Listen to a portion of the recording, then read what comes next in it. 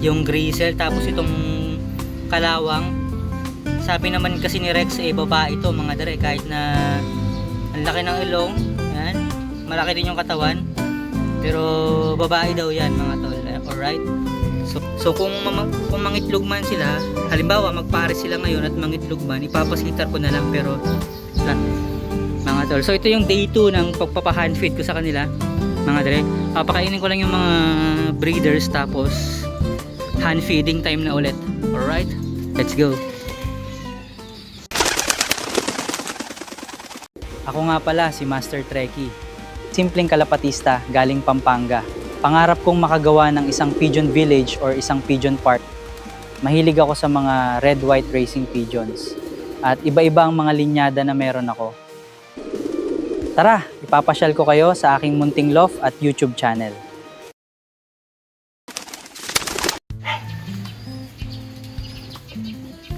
Ayun, naulan na naman mga dre. Parang kahapon lang sobrang tirik ng araw, pero ngayon it's raining. Pero tag-ulan na talaga, tanggapin na natin yan. Kumbaga isa na yan sa pinapapasok natin dito sa Pilipinas, yung ganyang kapanahunan.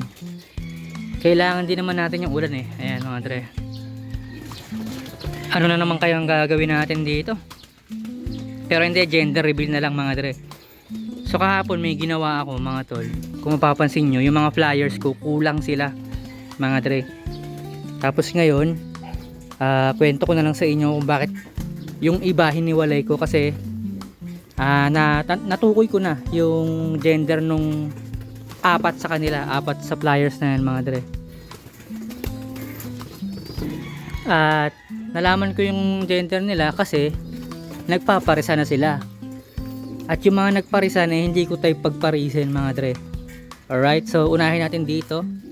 Ayan kay Rapti. Rapti tawag ko dito Rapti. Rap Stitch. Yan, Rap Stitch. Kasi yung nanay niya mukhang raptor. Tapos yung tatay niya si Stitch. Ayan, Stitchel Bout. Tapos yung nanay niya mukhang raptor. Alright, so si Rapti ay isang hen, babae. At pinarisan niya yung hybrid na Pakistani X Racing mga dre. So hindi yun yung gusto kong parisan niya no mga tol. So ang ginawa ko dun sa sa Grizzle. So ito yung Grizzle na kak mga dre, ayan. So ipo-force pares ko siya dito sa hen na to. Ayan, crested na hen. Nang sa ganun hindi na mapakialaman yung mga off color natin no mga tol. Pero ito panigurado off color din naman to, pero hindi ko naman sila i-breed. Kumaga ipapares ko lang sila para makapagpares sila ng iba ng mga dre no. Kumbaga makapagjowa sila ng iba, kasi yung ibon ko na yon na si Rap Stitch syempre gusto ko ganun din yung kulay nung kapares niya. So ayan, pinakialaman natin yung kanilang desisyon sa buhay. Ayan, so ito yung kak mga dre, yung Grizzle. Tapos itong kalawang, sabi naman kasi ni Rex babae ito mga dre, kahit na ang laki ng ilong, ayan, malaki din yung katawan, pero babae daw yan mga tol. Alright, so dumako naman tayo dito. So eto si Habagat. Yan, flyers din natin yan, pinapalipad natin yan. Kaso nga lang ang pinarisan niya si Mordred.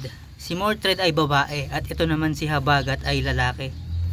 So hindi ko gustong i-breed yung blue check na yon, kasi nga balang araw mawawala na yung mga ganong klase ng kulay dito sa aking loft. Tapos ito naman si Van Ria. Ito naman si Van Ria, feeling ko babae ito kasi hindi naman siya mabarako. Tapos mahigit 6 months na rin siya. Bio pigeon. So flyers ko rin siya, kaso nga lang ayoko siyang gawing flyers kasi nga kailangan makapag-breed muna ako diyan. So wala naman siyang pinarisan. Pero feeling ko naman it's time na rin para makapag-paris siya or ma-breed siya no mga dre. So kung mangitlog man sila, halimbawa magpares sila ngayon at mangitlog man, ipapasitar ko na lang, pero flyers pa rin itong si Habagat mga tol. Ayan. So ang pinarisan kasi niyan ay ito yung pinarisan niya si Mordred. So si Mordred pala ay babae. Ayan, so tamang-tama lang yung pangalan na binigay natin sa kanya kasi pambabae naman talaga yung pangalan na yun, si Mordred. Alright, so yung mga hen iniwan ko dito, ayan, hen. Alright, isang hen ulit. Tapos ito, sana maging kakto, para ito na lang yung ipapares ko dito kay Rapti. Alright, so ayan, hen, tapos yung mga nandun, si Habagat at saka si ano bang papangalan ko dun sa isa na yun, basta si Grisel na lang muna pangalan nun, pansamantala mga tol. So ito yung day 2 ng pagpapa-hand feed ko sa kanila mga dre. Papakainin ko lang yung mga breeders, tapos hand feeding time na ulit. Alright, let's go. Ayun na, tamang chicha na tong dalawa. Ayun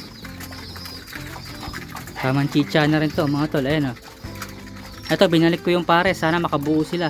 Sila talaga yung original tandem dito Stichel Bout, High Milim. Kasi ito may itlog na rin. Ayun Pakistani tsaka Red Tiger Grisel. Kasi ito naman si Red 5 at saka si Eagle 5. Kaya may 5 sa pangalan nila kasi galing sila kay 5 TV mga tol. So ngayon ko lang sila pinagpares. Isang araw lang pumares kagad. So palag-palag na yun.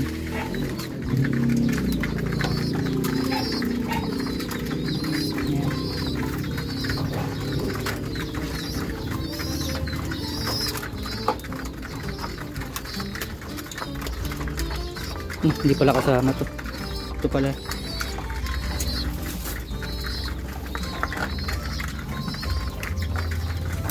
Ayan.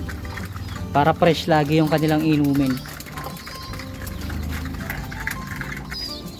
So ito guys, fake news.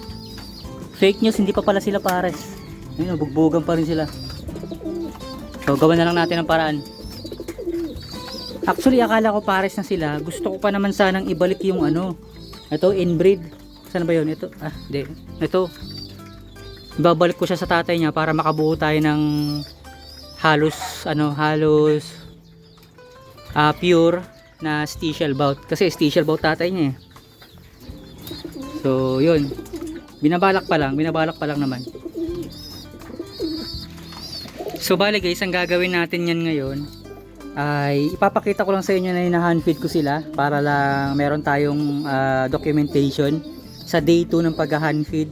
And then behind the camera ay magpe-play ako kasi isang cellphone lang yung dala ko ngayon So dito sa cellphone ko magpe-play tayo ng whistle na pangkalapate mga tol. So yun, pakita ko na lang muna sa inyo nang mabilisan lang.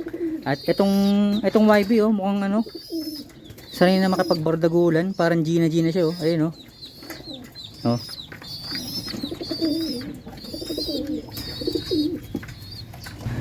Ayan, so dito lalagay ko muna dito.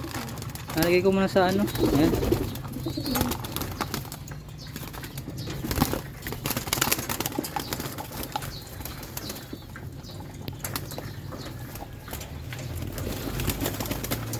Yung YB na paano na?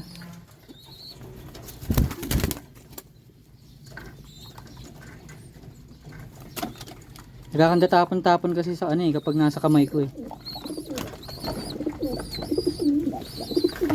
kain YB.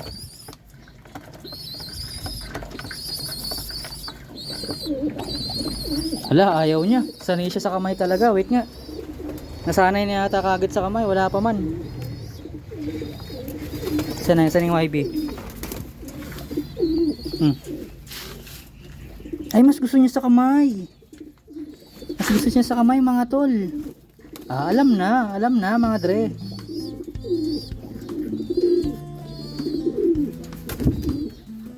Alam na mga dre sa kamay lang gustong kumain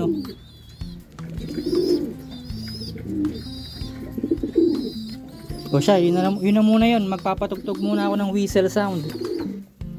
At nang sa ganun masanay sila mga dre. So yan mga dre, umaaraw na naman